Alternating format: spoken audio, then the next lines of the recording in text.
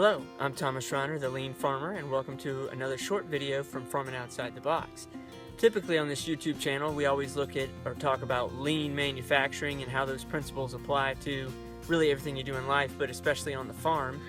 And there's another piece of the channel that I haven't been able to develop quite as much, and that deals with innovative farming ideas, which is again part of lean in my mind.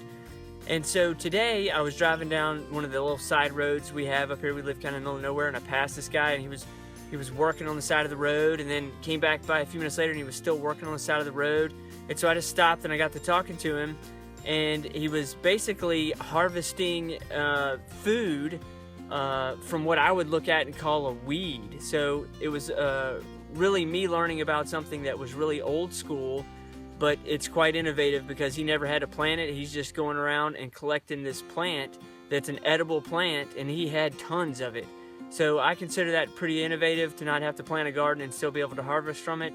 And then it's just another piece of the channel that I'd like to start developing. So I hope you enjoy this short video learning about how to harvest this particular plant and how to prepare it. Thanks for watching Farming Outside the Box. So what's the name of the plant you're looking for? Poke salad. And you can find it pretty much anywhere? Yeah, about this time of year, every year. Yes, sir. Yes. Yes, sir.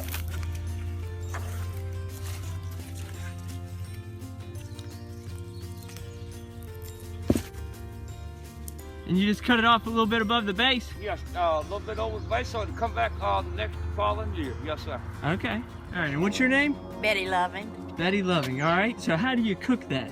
You, like I said, I look it and clean it real good and wash it, and then I take and put it in a pot and I parboil it.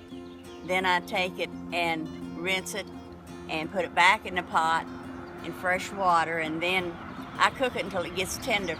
And then I drain the water off and I put it in fatback grease or either little bacon grease, and I kind of saute it or fry it.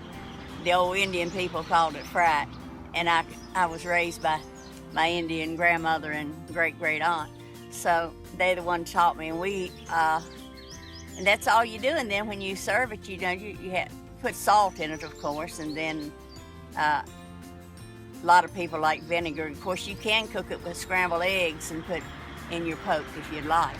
When you Okay. put it in the skillet, you know, you just scramble, put you some eggs in there and scramble it up with them. A lot of people like it that way. I don't prefer it that way, but a lot of people do.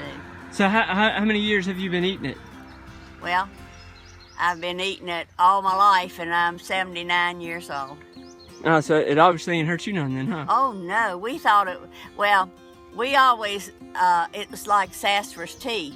My great-great aunt used to give me sassafras tea, and she said it was a tonic, spring tonic, and we always looked at poke and wild greens the same way.